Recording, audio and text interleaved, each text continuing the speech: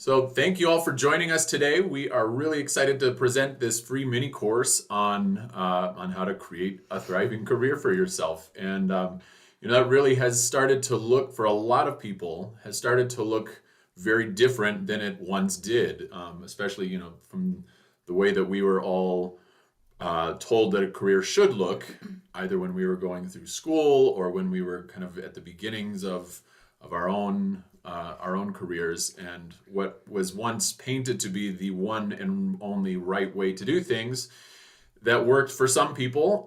It still works for some people, but it certainly does not work for the majority of folks out there. And so, what we're here to do is to help you to figure out how you can create a career that works for you, that is individualized and caters to your own strengths and passions and all of that good stuff. And beyond all of that, there was really a big reckoning in the, theater performing arts in 2020. And so the whole world has been shut down for a couple of years now, and we're just starting to kind of ease back into a new landscape in performing arts that no one really knows what that's going to look like, because there was this big reckoning with the Me Too movement and all of these other things that sort of converged in 2020. Social issues, but like technological issues. So many things have just changed the landscape of what we do. And so it's so great to be able to kind of create your own life and your own opportunities, and to know varying ways to do that and how to dig into that yourselves. Yeah. So we're really pumped to share all of this with you and help you to go through some self-discovery of your own and figure out some cool things.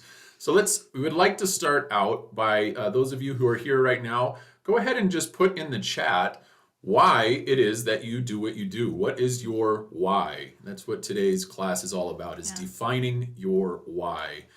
Why do you sing? Why do you perform? Why do you teach? Why do you do what you do as a vocal artist? Go ahead and take a moment to think about that. Put that in the chat. We'd really like to see what you all come up with. Right. And as you're doing that, we want to talk about why it's important to define your why. Absolutely. Why is this a thing that we do? Especially in music, guys, we all get into this because music has such a deep impact on us. I don't think there has ever been somebody who is like going into a career in music who's like, I'm after the money. Like, I want the easy fame and fortune that comes with a career. Like, it doesn't work that way, right? So when we get into music, we all go to college to study it, or however we get into it, because at some point it has had such a deep impact on us that we want to be able to convey that same impact to our audiences. We want to be able to have the same effect on the world around us that music has had on us. Mm-hmm. But somewhere along the lines, we lose sight of that. How many times have you heard a colleague or a friend say, like, this isn't fun anymore?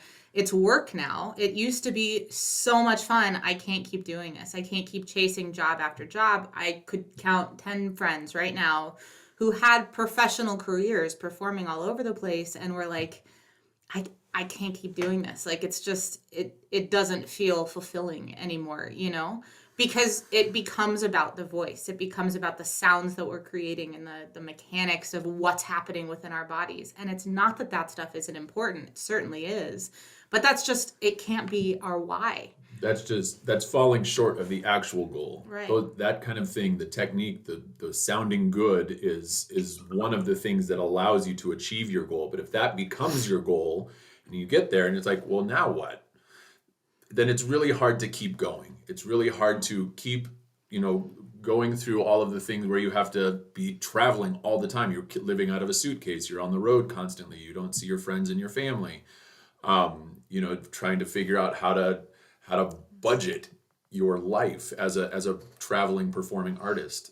Those can be really tough if you don't have a strong sense of motivation behind what you do. Jake said for his why, he said, I really enjoy the impact my voice has on an audience and kind of incepting emotions on them, if that makes sense. I love that. It totally does. We'll make sure that incepting is now a word. Yeah. It's ours. Thank you for donating. You could say inspiring, but I like making new words. I make new words all the time. Cool. And then Katya said, teaching brings me true joy. I've had a few students get into things recently, and it's so much joy. Singing was a practical choice that became a thing that I loved. Okay, interesting. That is interesting. A practical choice. I don't know that in all of my years of doing this, I don't think I've ever heard somebody be like, well, singing was my practical choice. So It's usually the impractical thing that we do. I love it. Scholarship money. Yeah. There we go. There's practicality. There's the practicality. I love it. Good. Yeah. So why, beyond just the motivation, that's a huge part of it. We need to be motivated when, we need to remember why we do what we do instead of just focusing on how to do what we do. And a lot of times we get bogged down in the how. We get so focused on how do I do this well? How do I become successful? How do I, do the right things at the right place at the right time? And then we can lose sight of why we got into it in the first place. And we can kind of lose sight of what really needs to be there to drive us forward. What are we really aiming for? What is our actual goal? Yeah. Suzanne says, I lose track of time with music and what my 5-year-old self wanted to do. Yeah. Mm-hmm. Yep. Yeah, it gets you back in touch with your inner child for sure. Yes. So much fun to play. So if you think about this, as a vocal artist, as a performer, or as a teacher, or as whatever you consider yourself to be, as a musician of any kind, as an artist of any kind, you really are your own business entity. You are a business unto yourself. And that's not something that we all like to think about. Like, we don't want to think about the business side of being a performer or of being a teacher or being whatever it is that we are. We just want to make art, right? But you are a business. You are a business entity, and every business needs to have a mission statement, something that unifies all aspects of what that business does and keeps it driving forward in the same direction together. In fact, I'll go a step beyond saying you're just a business to saying you're a salesperson. And that feels so icky. It feels so icky to be like, I am selling my voice to people. But you're not. You're not selling your voice. You're selling their opportunity for transformation. You're selling, every time you are selling something, you are selling the proprietor of that thing, or whoever will buy that thing, you are selling them a future version of themselves. And so recognizing that you are selling that transformation and recognizing it's not above selling my body. Right. Absolutely. Again, takes many forms. This gets into, this is a little preview of what we're going to talk about in the next class too, which will really dive into how you know what you're really selling and how to do that. Yeah, absolutely. And so understanding then, like we talk about mission statements in most businesses. Every time you go to a website, that organization has a mission statement. And that statement basically is the idea that business was built upon.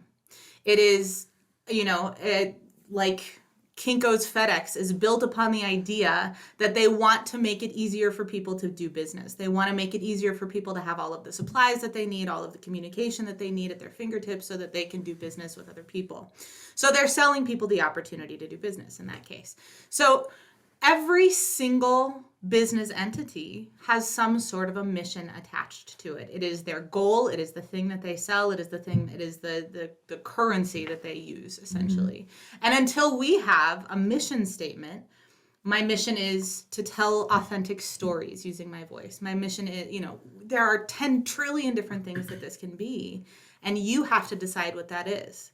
So as we're doing this mini course, we encourage all of you to really sit with that. What is my mission as a music educator, as a singer, and all of these things are tied together, right? When we are musicians, for the two of us, our missions are to educate, to understand, to share through our voices, to share through education and through books and through all of these different modalities that we have. The importance of singing, the importance of using your voice to get in touch with yourself, to build empathy and compassion in the world. These are the crux. These are the main principles that we're working around. Yeah, essentially, to boil that down, our why, the reason we do what we do is because we know that singing can have a transformative impact on the world. And so we want to use singing to make the world a better place. And so we can do that through our own performing. We can do that through teaching others how to perform, how to become transformative singers, which is why we have a transformative singers group. We can we can coach other people to have careers that do that for themselves. We can do our own research, we can do our own writing. That all is unified by that same sense of why. And so if you have a solid sense of why you do what you do, then all of a sudden that allows you to do a lot of different things that all point toward that same goal. Because usually you're not going to be able to achieve that overarching goal, that overarching purpose that you have for yourself through one avenue alone. Maybe you can, but usually there are multiple avenues that you can take to achieve that. And we'll talk about that in one of the later classes as well, how you can be versatile as an artist and use all of your different talents and passions in a unified way to achieve your why. The other thing that this allows us to do, right, is to set our priorities. So when we have all of these different things that are like lending themselves to the fulfillment of the main goal, which is our mission, which is our purpose, then we're able to recognize which of those things needs to happen when, because we have the goal in mind. We know where we're moving, and that way we know what steps need to be taken to move there. If we don't know what our goal is or what the destination is for us, then we don't know what direction to move in. Right. So what I would like to know what, for those of you that are here right now, what are the various aspects of your career that you don't even have to know at this very moment how they contribute to your why, but what are the different things that you do? What are the different, parts of your job that you have, or different jobs that you do have that maybe seem very disparate right now? You don't even need to recognize a connection between all of them at this point. But what are the things that you do to to put food on the table, for one thing? And then once you put those in there, what can you do, or how do you take those things and put them into a unified sense of what you're doing, a unified goal? How can those things contribute to that unified goal? And if they don't, then maybe it's time to think about, what are your priorities? How are you prioritizing your time and your energy to achieve the things that you want to achieve? And if you're spending a lot of time and energy doing things that aren't moving you towards that goal, is that something that you need to hang on to? Or can you replace that with something else that does help you achieve that goal? So this isn't to say that everything you do has to be in pursuit of a single goal. That would be like a ridiculously boring life. Don't do that. But if you are designing work for yourself, and that work is not serving you in any way, and it's just like, well, I'm going to do this work right now, and it's not going to move me anywhere that I want to go. It's not helping me grow in any direction. It's just giving me a paycheck for right now. Is there a way to shift that work? Is there a way to adjust what you are doing so that all of the pieces of who you are and the work that you do lend themselves to the pursuit of that same goal? Right, because there's a big difference between being productive and just being busy. I'm going to let you talk about a this. lot of times I'm totally, I fall into this group. We want to be busy because we feel like if we're busy, we're being productive. But just being busy doesn't mean that you're actually doing anything that is helpful or useful or meaningful, that's moving you towards your why, that's moving you towards your overarching purpose. And being productive means that you are achieving that thing that's going to bring you fulfillment, that's going to help other people, that's going to make your life easier, better, more meaningful, and it's going to help bring you a sense of meaning, a sense of purpose in your life. Yeah.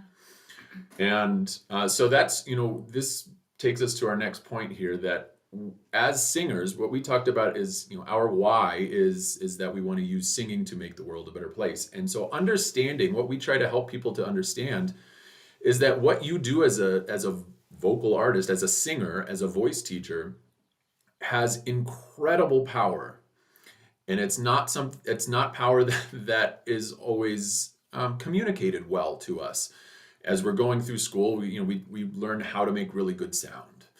And that's sort of where it tends to stop for a lot of people, that You learn how to use your technique to make the best sound possible, and then it's just supposed to be understood why that's important. It's supposed to be understood that there's somehow some inherent value to that.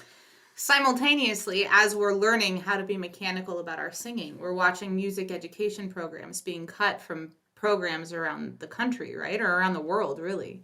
And we're absorbing the information just by seeing all of this, that what we do is less important to the world than, say, math or science or engineering. We're absorbing this into our psyches, whether or not we recognize it. And so as we move out into the world and we're not keeping our purpose as central in our performance, in our communication of whatever it is that we do, if it becomes about good noise, then they might as well cut our programs. If we don't know how to value what we do, then how are we going to get other people to value what we do? And if we don't infuse our art with the importance of whatever it is that we're trying to do, if we don't infuse our art with do or die, this will change your entire life. This is something that we need in society. It's not an optional thing. This is something that humans crave and is fundamental to us.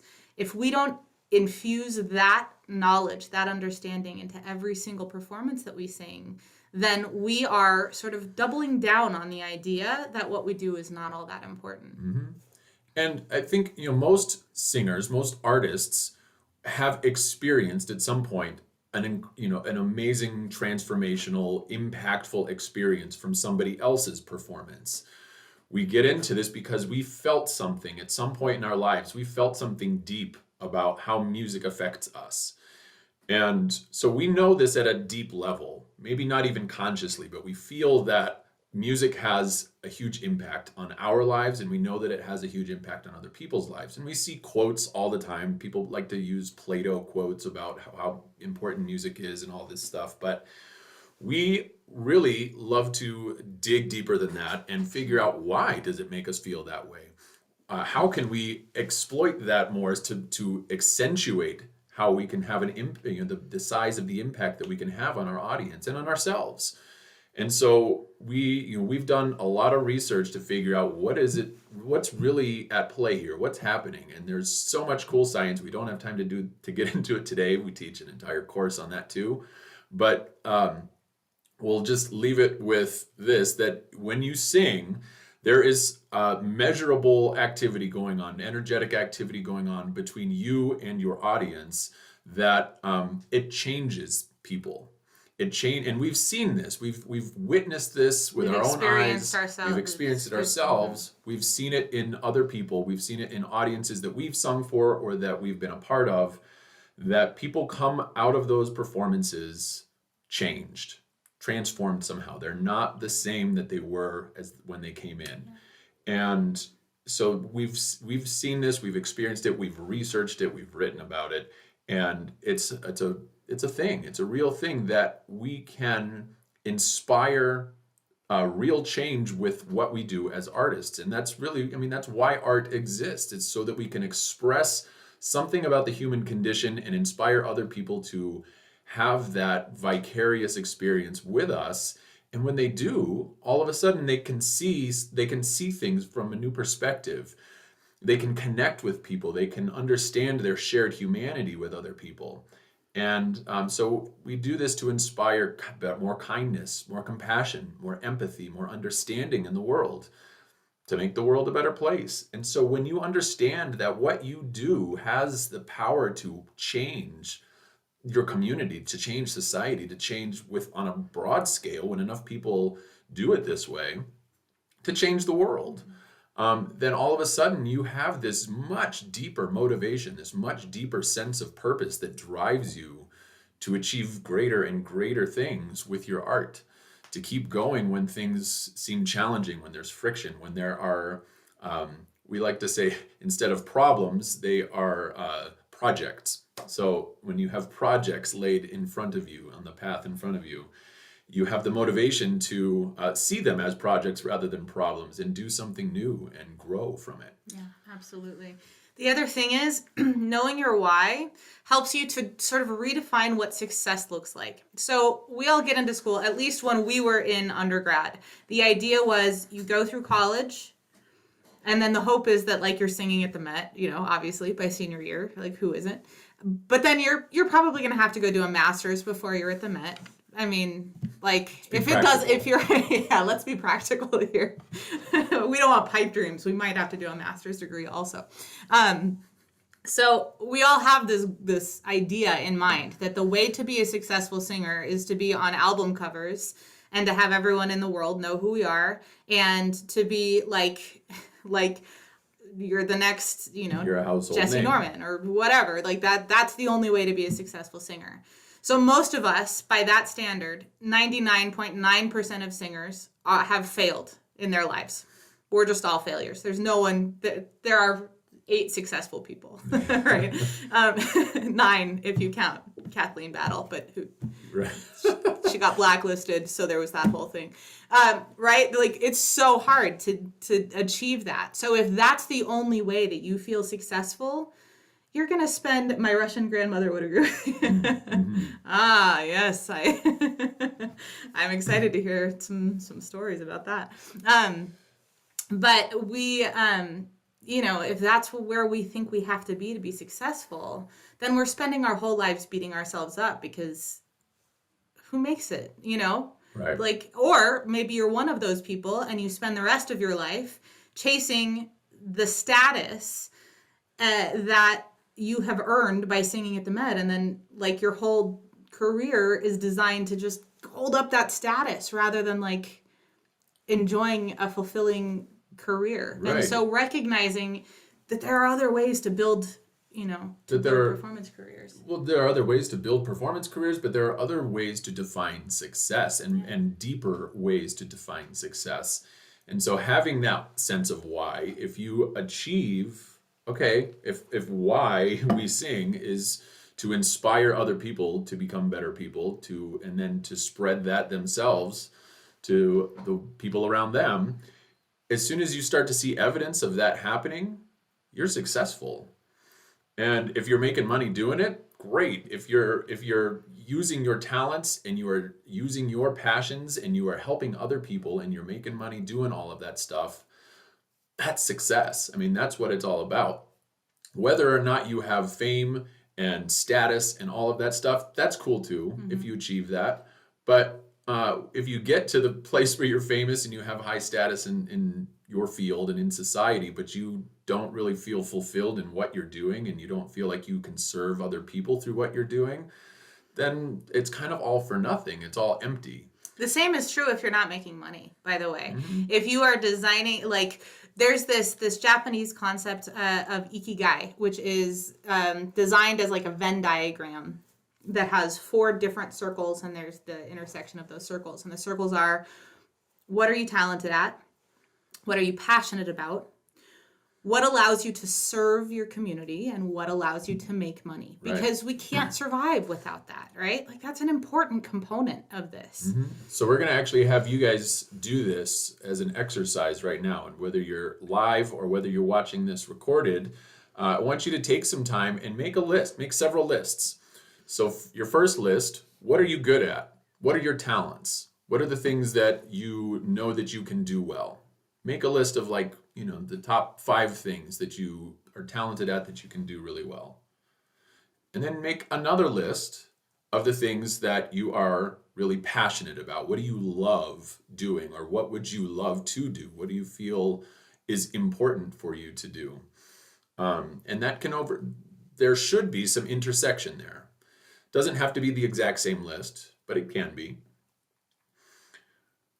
And then how do those things, what among those things, among your talents and your passions, are things that can serve other people? What among those things are items that are helping your community, are helping people that you come into contact with?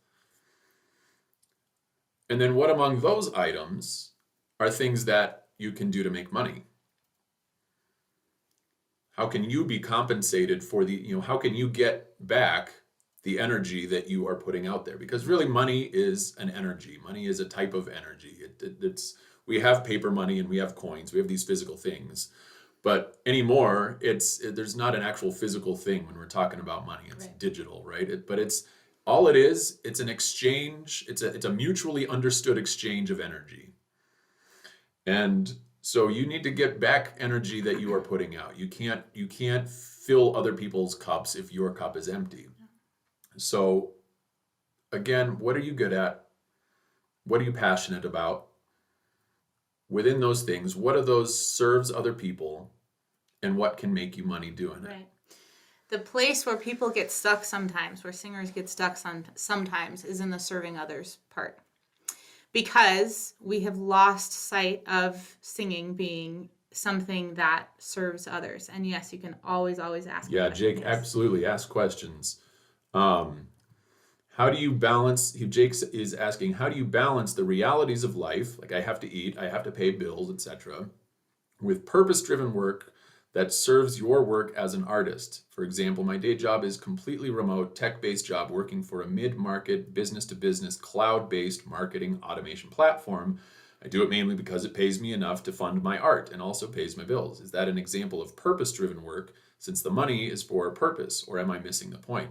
Great question. Yeah, I don't think you're missing the point. You're not missing the point. And so a lot of artists of all kinds find that they have to get work outside the arts to pay the bills, to fund their art habit, to fund their music habit. And also, some people to like balance themselves a little bit. So there's no judgment in that, No, certainly not. But so here's the thing: do you enjoy doing that work, or is it a drudge? Is it like, okay, I gotta go, do the thing so I can pay the bills? If it's not something that feeds your soul, then that is temporary at best. Maybe it's something to get you to the next step. But I would say you can find a way to leverage the skills that you have in that business to business tech-based job to help you accomplish more of what you could do in your artistic career as well. Yep. And there are a lot of ways that you can combine your talents, combine the things that you're able to do, even if doesn't seem like there's any connection there. And this is what we help people to figure out too. Yeah. How do we find the connection points? How do we find those bridges to combine what you are able to do, what you're good at doing, with what you're passionate about doing? And it's making you money. So like you have a talent there, it makes you money. That's great. You're serving others by doing it. So how can we inject some passion into that?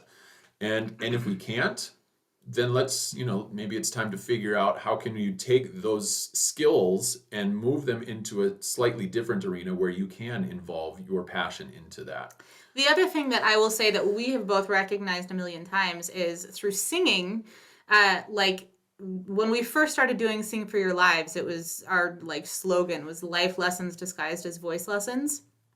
Because what we had found as pedagogues, as singers, is that we would come home and be like, I told my student today, to stop focusing on not tightening his abs and to, all of these different things. Because in that case, it was when you focus on not doing this one thing, you're still focusing on your abs. You're still focusing on the idea of tightness in your abs. So if you don't think about moving a sensation differently, like expansion in some part of your body or elongation or appoggio, leaning somewhere, then we don't replace that idea. We just keep on driving the same idea. And then we started talking about this when I got home that day. And we were like, well, that's a bigger lesson. Where your energy goes, your life ends up following that. Your life, if you're focused on not doing this thing that's hard, you're still focusing on this thing that's hard rather than focusing on what you want to replace it with. And so it became this life lessons as voice lessons thing. And where was I going with that? I need you to tell me. That it's passion and it's talent and it's serving others, and we made money doing all of that stuff. So if you know that there's a deeper purpose behind what you're doing, if you're just focused on the surface level, well, I got to go do this tech job thing, that you don't have a why behind that aside from just it's making me money. But if there's something deeper behind that, if you can see the connection between Right. what you're doing in that tech job and what you are trying to accomplish as an artist, then you've found some purpose in that. You've injected some why. You've injected some mission statement into these various parts of your life. Yes, however, that's not what I was going to say. But we went back to the tech job, and now I remember. So, Jake, there are absolutely things that you can be learning in your tech job that you've never thought of being related to your singing job, to like your career as a singer, that once you start opening your mind to the possibility that you're learning about your voice through your tech work, it's insane how much you will evolve the way you think about everything. It's crazy how much just opening your mind to the possibility that this skill set is not necessarily so disparate, you know, it will change how you see everything. I wish I had some of those skills doing what we do now, Yeah. because so much of what we do is online, is tech based. I've had to pick up a lot of those skills. We both have had to pick up a lot of those skills along the way. I'll also say I did a lot of construction work when I was younger. That actually came in really handy in my artistic life because I ended up building sets and making money building sets for professional opera companies and theater companies. Cool. So, what all did you come up with? Did you find an intersection between your talents and your passions and service and making money? Was there anything that ended up hitting all four of those categories as you came up with these lists? Alrighty. We will dig more into this stuff at the next class, and for those of you who are in the coaching program, we will dig more into like the nitty gritty of what your your individualized plan. careers look like. So awesome, beautiful, everyone! Thank you so much for coming. We appreciate you all being here. And if you have any questions at any point, let us know. Yep. Alrighty. We'll see y'all later.